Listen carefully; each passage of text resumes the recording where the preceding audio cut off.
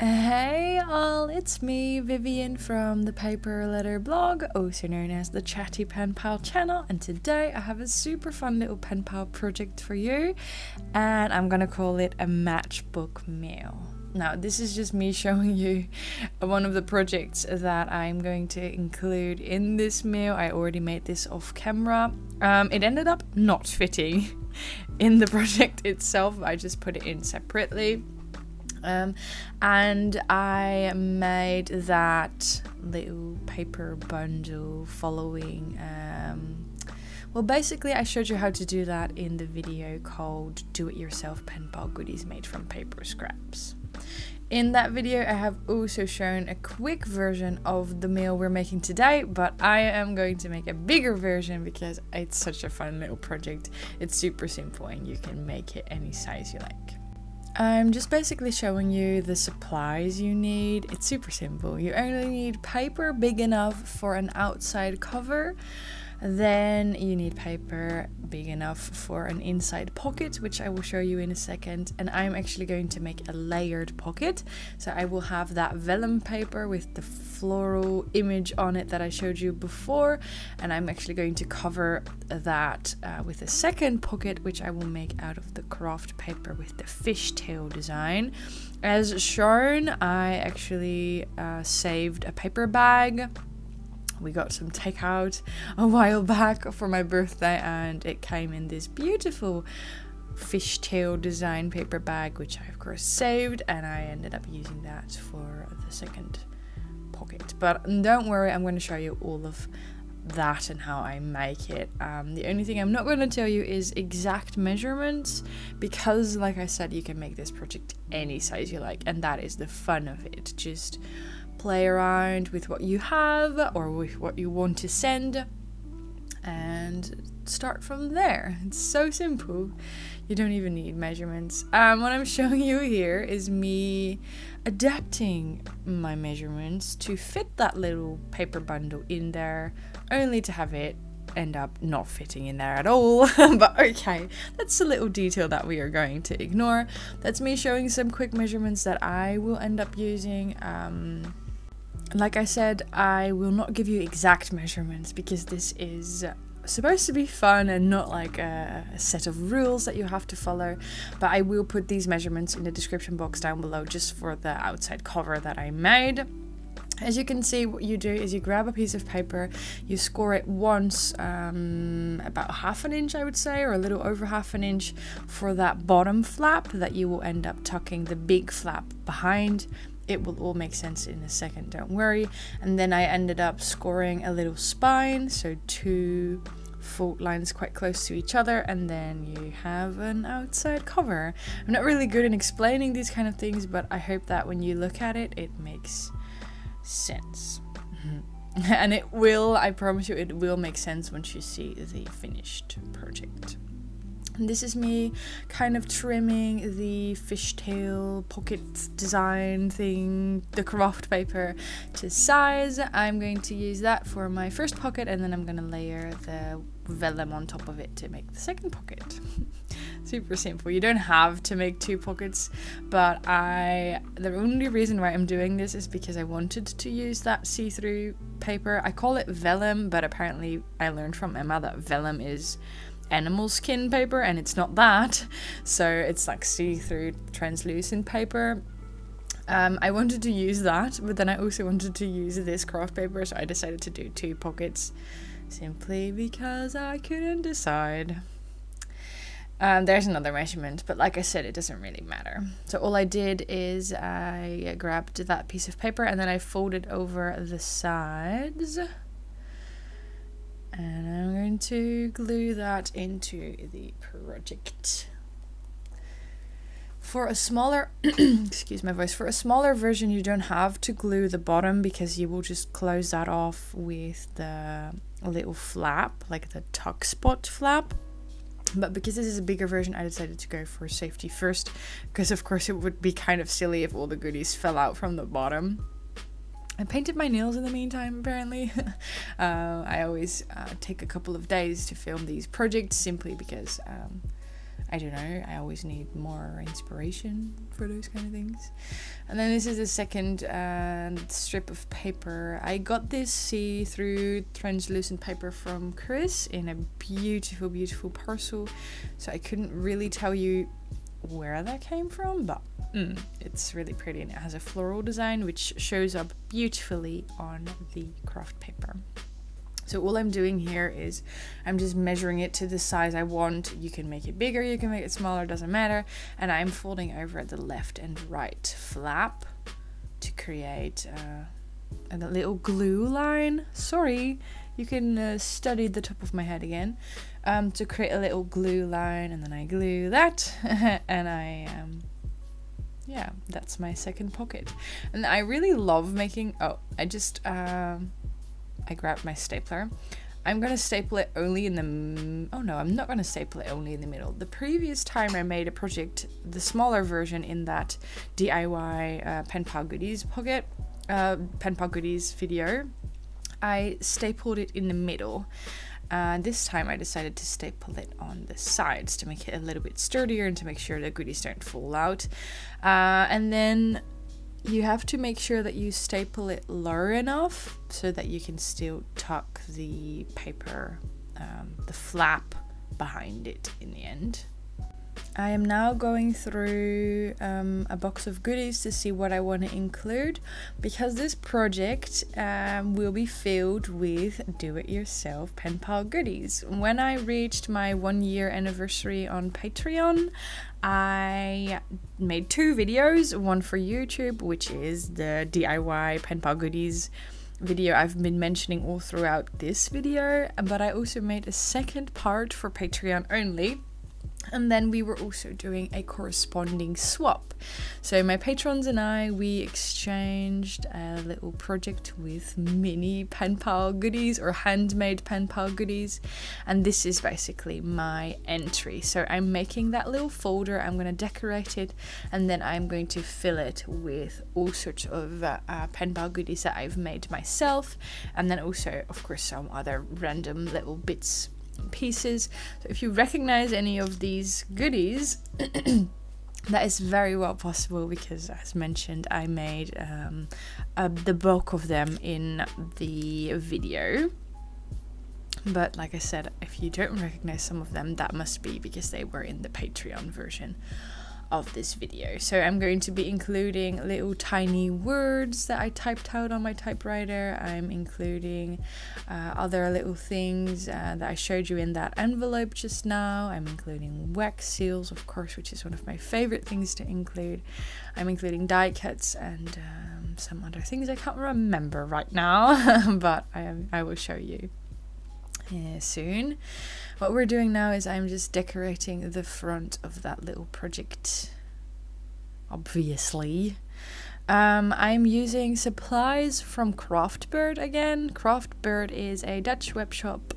I'm a brand rep for this Dutch web shop, and it's super exciting because they sent me, the first parcel they sent me was filled with this Jen Hatfield We Are Family collection, which is the papers I've used and the die cuts I'm also using for decorating.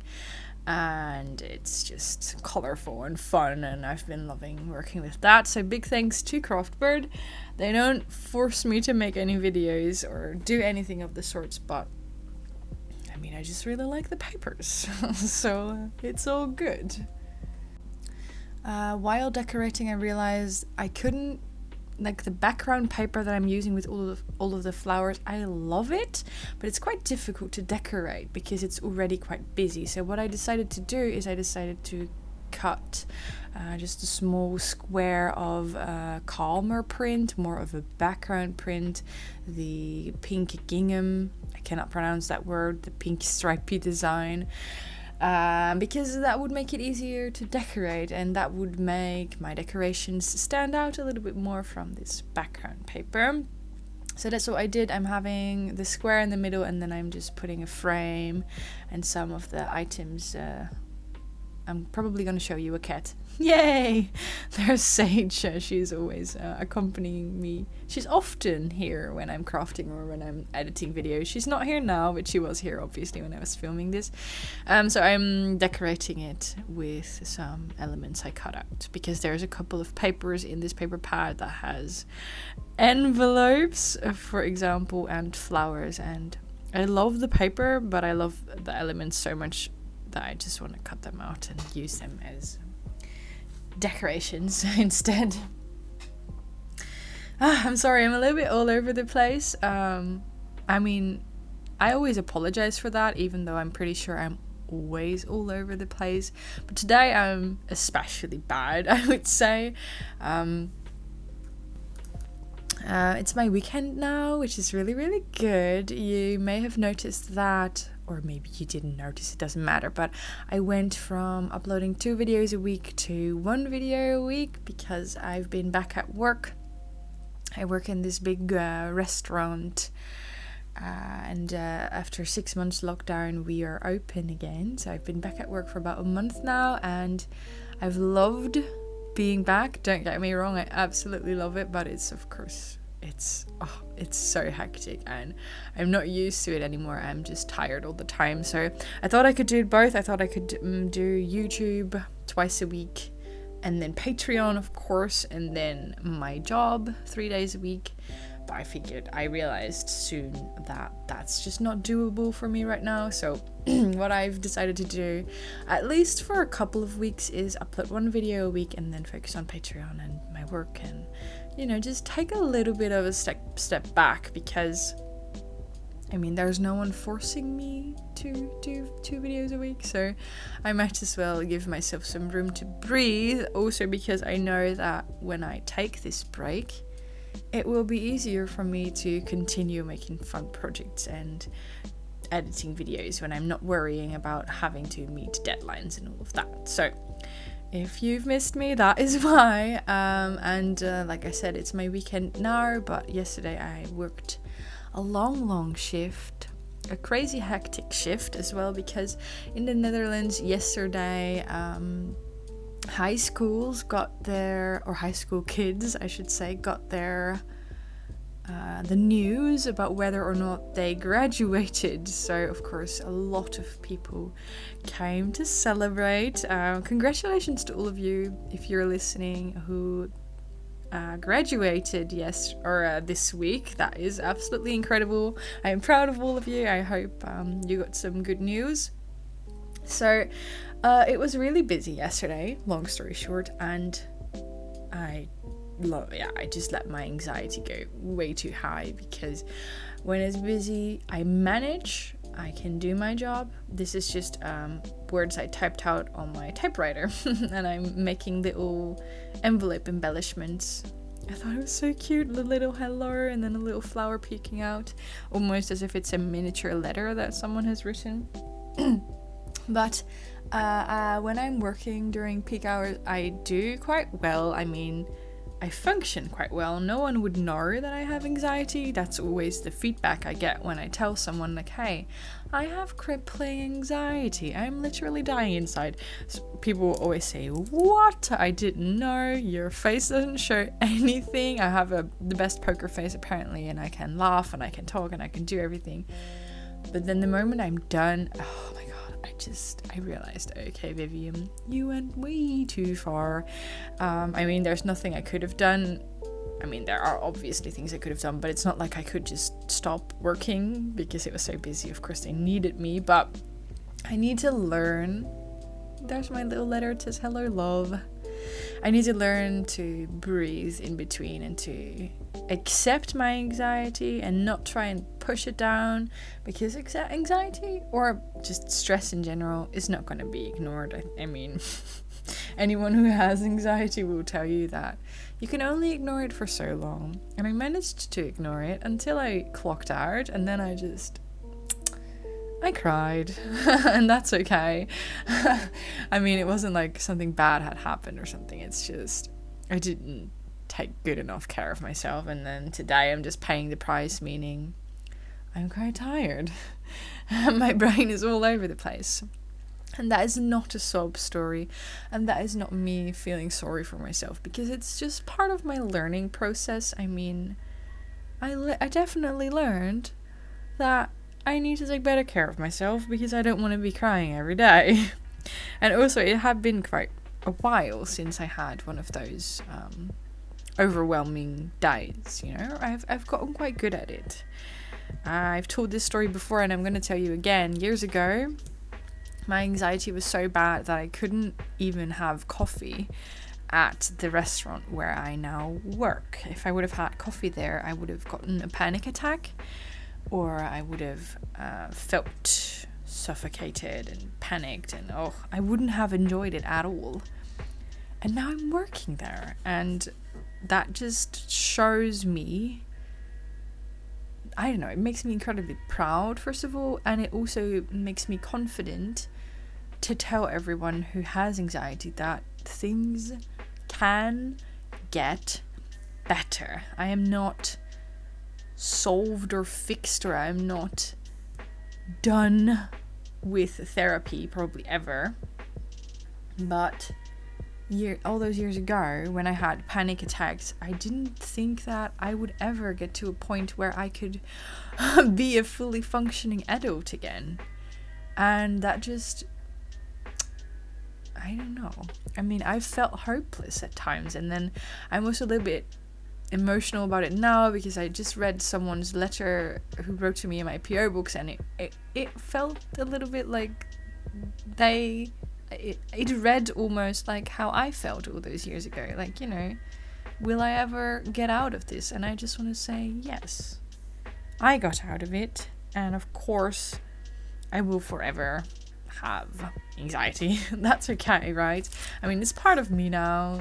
It's probably always been a part of me, but I managed to hide it pretty well. And now I'm just accepting that it makes me who I am, and that I sometimes need to take a deep breath and remember to take care of myself, because otherwise I'm going to be crying at work.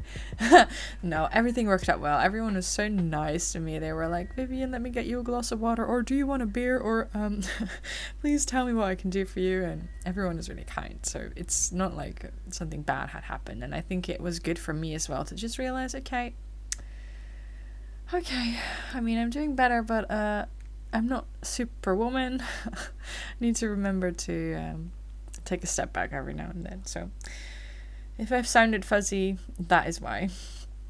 And I once again want to say, if you're in that position where I was years ago, it's not the end of the world, and it's not the end of the road. And trust me, I felt that way. And I'm not going to read any part of the letter out loud, of course, but to the person who wrote me the letter, I believe in you. And even though it may feel like the end of, like, you know, you will never get out of it, I think you will. No pressure though. Take all the time you need. Okay, this is a very random sidestep, but I wanted to share. I'm just gonna leave it at that. I'm not gonna apologize for it. I'm just gonna leave it in. People can think about that what they will. Yeah, I'm the Chatty Pen Pal channel, and I fully embrace that. This is me showing you. I'm just gonna go back, like I haven't just taken a sidestep of 10 minutes. This is me showing you all of the goodies I included. I included a shaker, various paper elements, the paper booklet I showed you before, die cuts, the tiny words that we typed out on the typewriter, and some other little things. I'm also going to include the things you still see on the right. This is me realizing that it's so bulky, it's difficult to close. And of course the paper bundle. And then this mail received some extras because it was my 1-year Patreon anniversary, and I made it extra special, extra full, and I included some puffy stickers. And I am absolutely in love with this. So this is my Matchbook mail. If you want to recreate it, obviously tag me on Instagram or on TikTok. I'm on TikTok now. I absolutely love seeing those. You can also use the hashtag ThePaperLetterBlog, because every once in a while I show all of the pictures that people have uploaded there. if you want to be part of our swaps, you can join my Patreon. You can also find extra content there every now and then, behind the scenes and a monthly challenge and stuff like that. And if you want to see the envelope in which I sent this little project, that is a video I uploaded last week.